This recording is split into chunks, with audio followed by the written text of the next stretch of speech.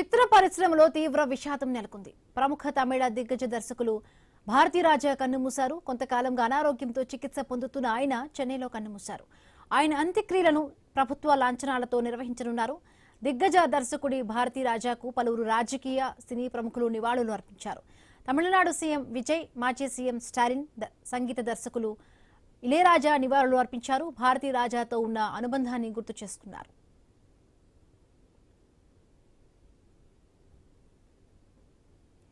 1941 July 17న జన్మించిన భారతీరాజా 1977లో వచ్చిన తమిళ movie 16 వైనిధిలేతో దర్శకుడయ్యారు.